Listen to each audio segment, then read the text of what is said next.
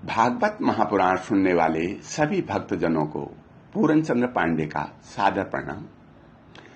भक्तजनों, आप भागवत के अंतर सुन रहे हैं भगवान के अवतारों की कथा। आज आप वामन अवतार की कथा श्रवण करेंगे। एक बार की बात है, देवता और दैत्यों में युद्ध हो गया। दो भाइयों का आपसी युद्ध। देवता और दानव कोई अलग अलग नहीं है, दोनों कश्यप जी के पुत्र हैं, अदिति और दिति के पुत्र। ये दोनों बहनें हैं। एक ही पुरुष के साथ इनका विवाह हुआ है। एक आदमी की दो औरतें हों, वो भी सगी बहनें, उनके पुत्र आपस में न लड़ें, यह तो हो ही नहीं सकता। जितनी नजदीकी उतनी ही बड़ी लड़ाई, जितनी दूरी उतना ही प्रेम। दोनों की प्रवृत्ति एक जैसी होगी यह कहीं संभव नहीं। देवता सात्विकी हैं, दैत्य तामसी हैं। जो बीच का है, राजसी, राज सुख भोग, मान सम्मान, संपत्ति की चाह, विजय की चाह, इसी के लिए दोनों आपस में लड़ते हैं।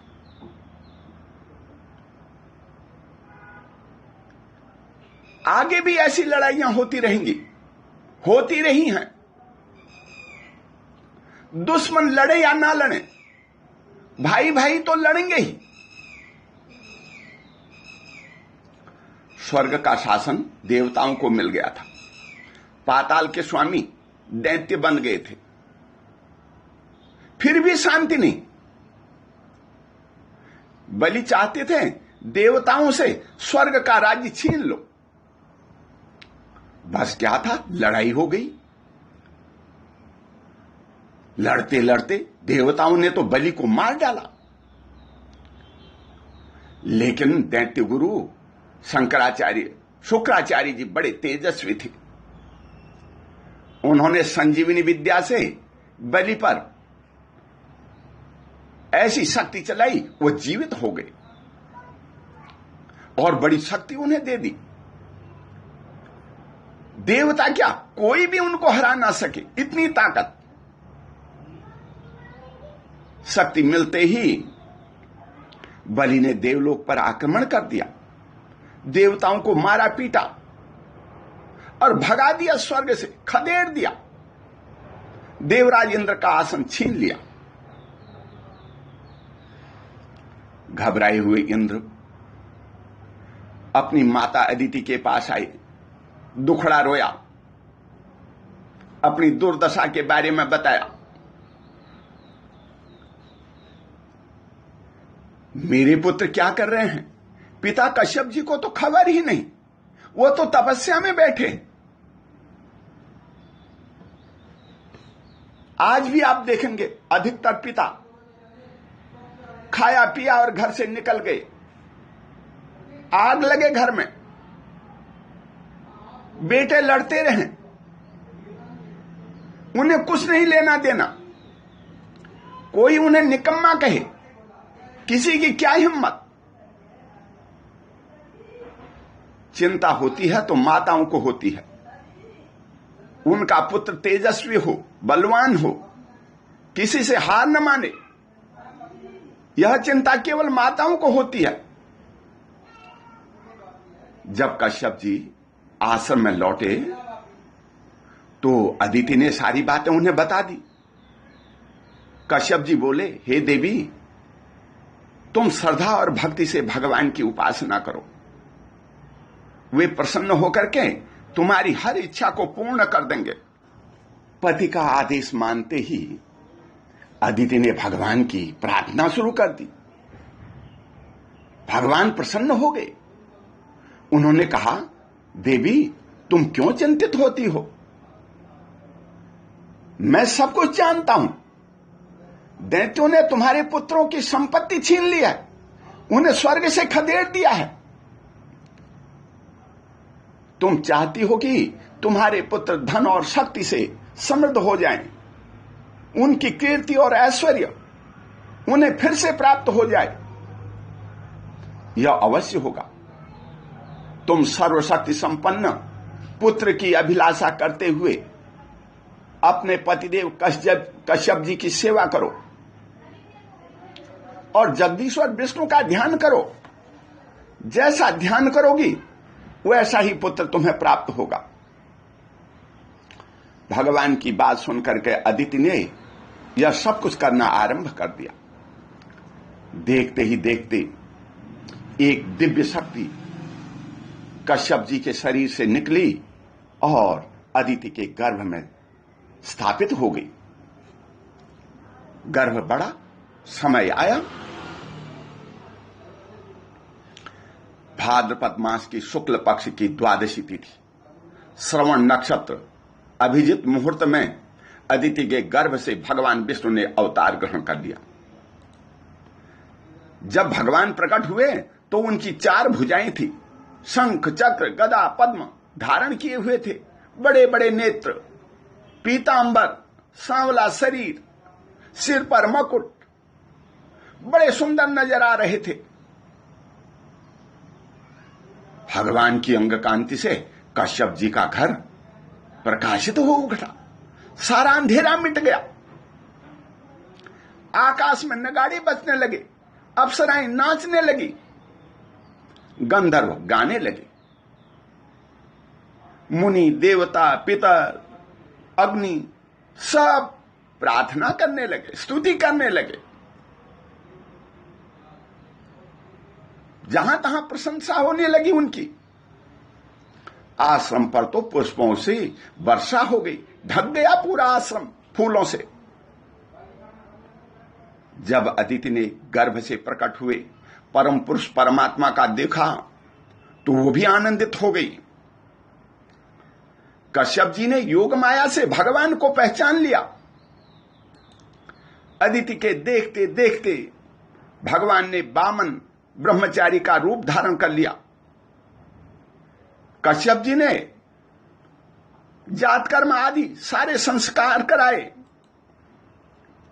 जब उनका उपनयन संस्कार होने लगा, स्वयं सविता ने उन्हें गायत्री का उपदेश किया।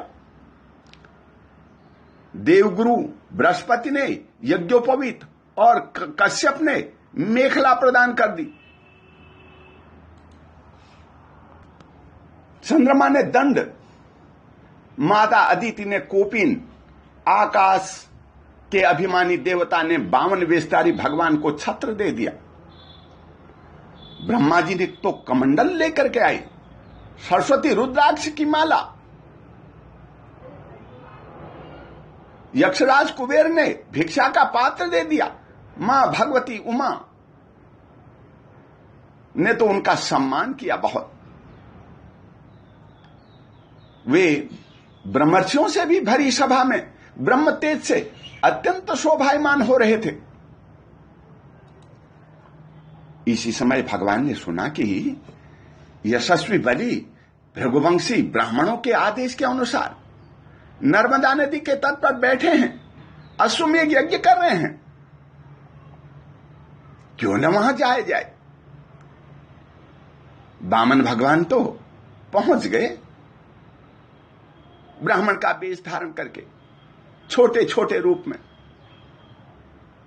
भृगुवंशी ब्राह्मण उन्हें देख करके, उनके तेज को देख करके बड़े प्रभावित हो गए, निष्प्रभ हो गए।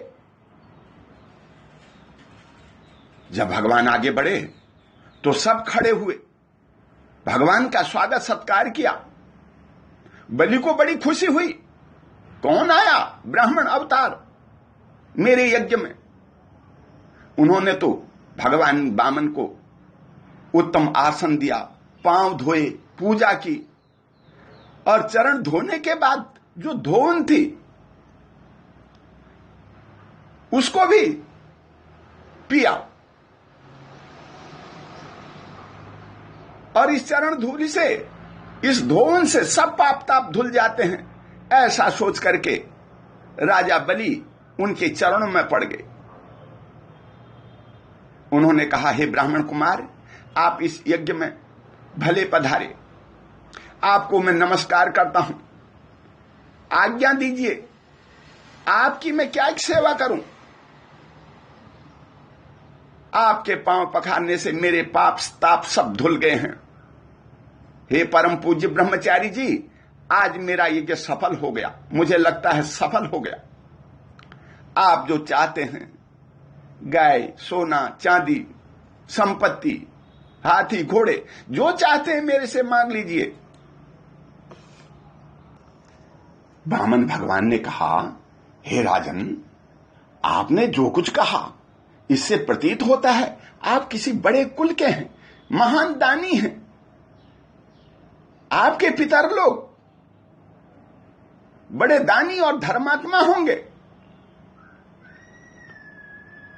लगता है आप तो शुक्राचार्य के शिष्य हैं, प्रहलाद जी के पौत्र हैं, बड़े दानी भक्त।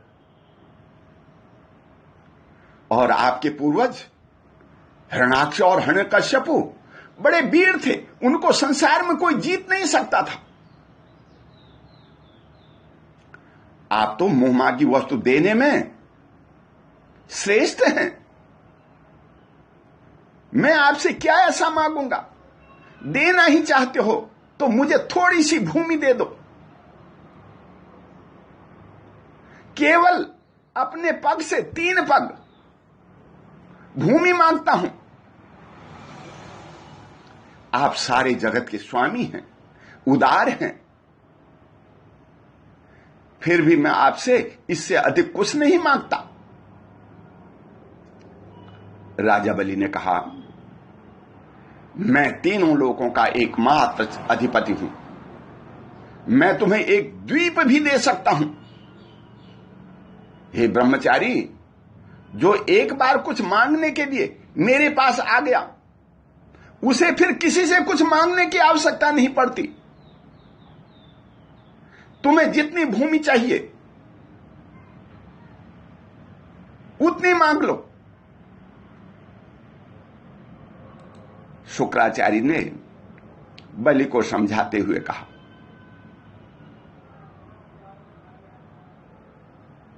हे बलि, इनके बहकावे में मत आओ, ये स्वयं अविनाशी भगवान विष्णु हैं। देवताओं का काम बनाने के लिए अदिति के गर्भ से अवतीर्ण हुए हैं। दान के नाम पर या तुमसे सब कुछ छीन लेंगे। जो तुमने दान देने की प्रतिज्ञा कर ली है, यह ठीक नहीं। यह दैत्यों के प्रति बड़ा अन्याय है। स्वयं भगवान ही अपनी योग माया से ब्रह्मचारी बन बैठे हैं। ये तुम्हारा राज्य, ऐश्वर्य, लक्ष्मी, तेज, कीर्ति सब कुछ तुमसे छीन करके इंद्र को दे देंगे। ये विश्वरूप हैं। 3 पग में तो ये सारे लोगों को नाप लेंगे। हे मूर्ख, जब तुम अपना सर्वस्व दान में दे ही डालोगे तो तुम्हारा जीवन निर्वाह कैसे होगा? ये दैत्य लोग कहां जाएंगे, कहां रहेंगे, क्या खाएंगे? तब राजा बलि ने कहा, हे गुरुदेव, मैं प्रहलाद जी का पौत्र हूं, एक बार देने की प्रतिज्ञा कर चुका हूं। अब मैं ये नहीं कह सकता मैं तुम्हें कुछ नहीं दूंगा। मैं न नरक से डरता हूं, न अपने राज्य के दांत से डरता हूं, और मृत्यु से भी उतना डर नहीं है मुझे जितना ब्राह्मण से प्रतिज्ञा करके उसे धोखा देने से डरता हूं। इस संसार में धन आदि जो वस्तुएं हैं, मृत्यु आने पर सब कुछ चली जाती हैं, छिन जाती हैं, यहीं की यहीं रह जाती हैं, कुछ नहीं जाता साथ। यदि भगवान विष्णु ब्राह्मण का रूप धारण करके भिक्षा मांगने इस यज्ञ में पहुंचे हैं तो मैं उन्हें अवश्य पृथ्वी का दान करूंगा। मैंने कोई अपराध नहीं किया है, फिर भी मुझे कोई धोखा दे, मुझे बांध ले, मेरा सब कुछ छीन ले, उससे मेरा यश ही बढ़ेगा। यदि भगवान मुझसे डर गए हों और डर करके इन्होंने ब्राह्मण का रूप धारण किया हो, तो भी यह मेरे लिए गर्व की बात है।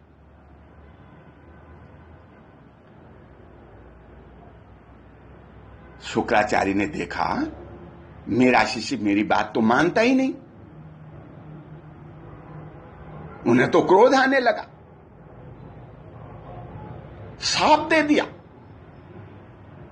कि तू मेरी बात को नहीं मानता, तुझे इतना घमंड हो रहा है। हे बलि, तूने मेरी आज्ञा का उल्लंघन किया है, इसलिए तू शीघ्र ही अपनी संपत्ति को, लक्ष्मी को खो बैठेगा। राजा बलि तो महान तपस्वी थे, बड़े दानी थे। अपने गुरुदेव के शाप देने पर भी वह सत्य से विचलित नहीं हुए। उन्होंने वामन भगवान की विधि पूर्वक पूजा की, पांव धोए और 3 पग जमीन देने का संकल्प कर लिया। जब संकल्प किया 3 पग जमीन देने का, रक्षाबंधन उन्होंने कराया कि आपको मैं दान तो दे रहा हूं, आप मेरी रक्षा कीजिए। इसी समय एक बहुत अद्भुत घटना घटी। वामन का रूप धारण करके भगवान जो वामन के रूपधारी थे वो बढ़ने लगे। वो यहां तक बढ़ गए कि पृथ्वी, आकाश, दिशाएं सब उसी में समा गए। उन्होंने एक पग से बलि की सारी पृथ्वी नाप ली, दूसरे पग से उन्होंने स्वर्ग भी नाप लिया।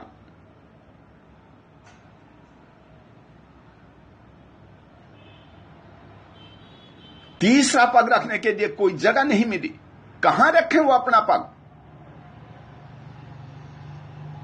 बलि भी सोच में पड़ गए, अब क्या करूं।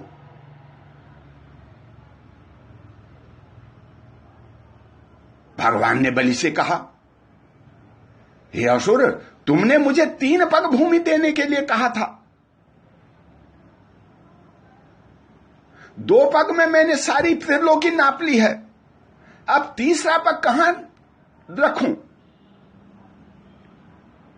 आप अपनी प्रतिज्ञा पूरी करो। तब राजा बलि सोच में पड़ गए।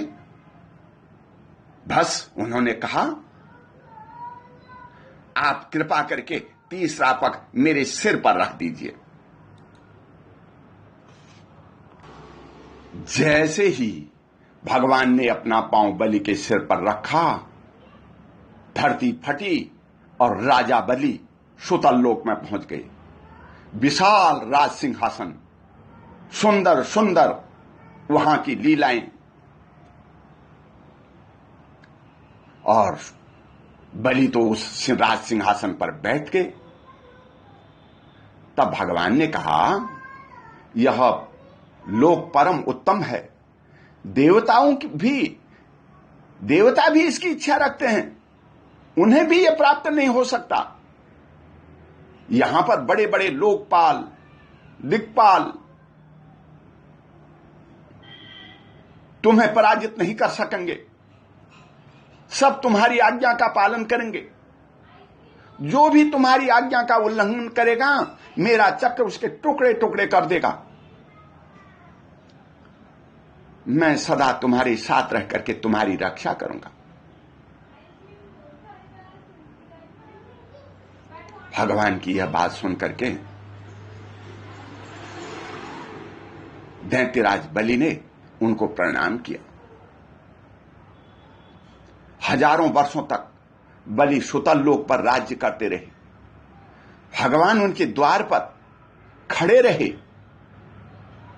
उनकी रक्षा में, उनके देश समाज की रक्षा में खड़े रहे।